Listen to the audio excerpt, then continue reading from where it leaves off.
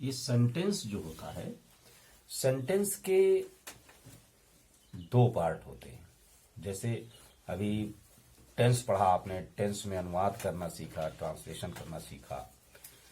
Sentence जब बन जाता है, सेंटेंस कंप्लीट है, तो सेंटेंस के दो पार्ट होते हैं। पहला पार्ट जैसे होता है सब्जेक्ट का, ये सब्जेक्ट है, और इसके बाद जो हेल्पिंग वर्ब और सब होता है वो सब प्रेडिकेट कहलाता है।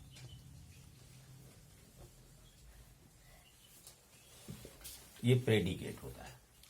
तो सेंटेंस के कितने पार्ट हुए? तो सब्जेक्ट एंड प्रेडिकेट। अब जैसे सेंटेंस देखिए, जहां कैसे पहचाने कौन सा पार्ट है सब्जेक्ट का, क्योंकि कभी कभी सब्जेक्ट लंबा भी हो सकता है, कभी छोटा होता है। जैसे लिखा है I am a good boy, ये लिखा हुआ है। तो देखिए, जहां पर ये हेल्पिंग वर्ब आती थी, ट्रांसलेशन में आपने सीखा है हेल्पिंग वर्ब, तो जहां पर हेल्पिंग वर्ब आ जाए या मेन वर्ब आ जाए, कभी कभी हेल्पिंग वर्ब नहीं होता है ना, तो वहां पर मेन वर्ब के आने से पहले जो पार्ट होता है वो सब्जेक्ट होता है, और वर्ब या हेल्पिंग वर्ब समेत जो बाद का पार्ट है वो प्रेडिकेट होता है। ये प्रेडिकेट है, ये सब्जेक्ट है। कभी कभी सब्जेक्ट बड़ा होता है, थोड़ा कई शब्द हो सकते हैं उसमें। देखिए, जैसे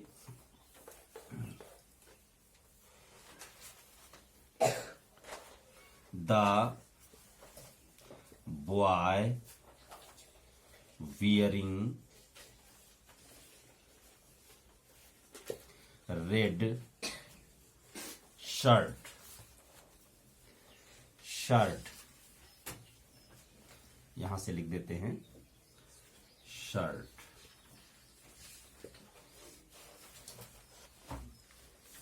स्टूड फर्स्ट,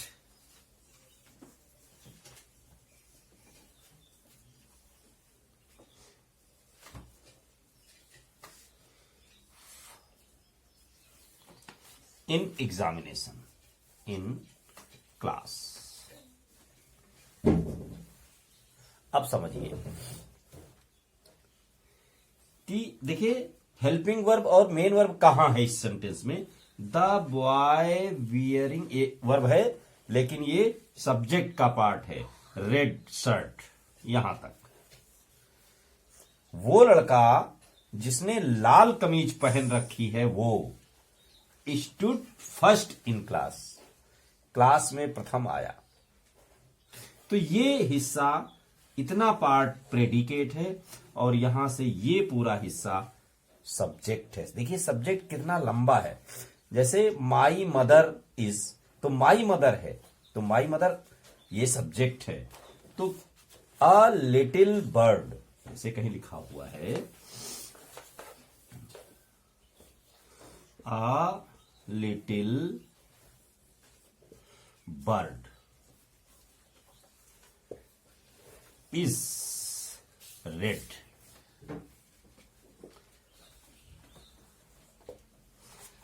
एक छोटी चिड़िया लाल है। तो देखिए, इसमें सब्जेक्ट बड़ा है और प्रेडिकेट छोटा है। मेन क्या पहचान है इसकी, जहां पर इस या हेल्पिंग वर्ब लग जाए या मेन वर्ब आए तो वो समेत जो बाद का पार्ट है वो प्रेडिकेट है।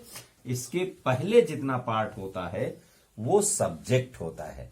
सब्जेक्ट के भी कई पार्ट होते हैं। सब्जेक्ट में आर्टिकल्स होता है, ये जो ए एन दा लगा होता है ये सब्जेक्ट का पार्ट है, आर्टिकल। और एडजेक्टिव होता है, लिटिल, लिटिल क्या है, एडजेक्टिव है। और इस तरीके से कुछ भी, इसके पहले सब्जेक्ट तो मेन सब्जेक्ट तो बर्ड था, लेकिन ये उसका एडजेक्टिव था लिटिल, ए आर्टिकल था। तो ये सब्जेक्ट के पार्ट हैं, सब्जेक्ट के पार्ट है। सब्जेक्ट के बारे में जो भी लिखा पढ़ा जाता है पहले, वो सब सब्जेक्ट का पार्ट होता है हेल्पिंग वर्ब लगने के पहले, और बाद में जो होता है वो प्रेडिकेट होता है। तो आपने पहचान लिया सब्जेक्ट और प्रेडिकेट क्या होता है। अब देखिए, एक सेंटेंस हम लिखते हैं जिसमें आप बताने की कोशिश करिए कि कहाँ सब्जेक्ट है और कहाँ predicate. The blue bucket,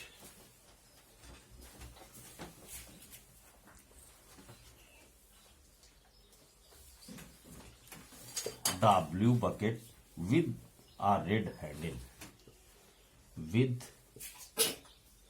a red handle is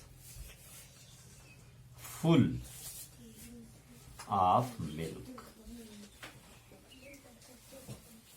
ये लिखा हुआ है, तो इसको ध्यान से देखिए और सब्जेक्ट बताइए कहां तक है। देखिए द ब्लू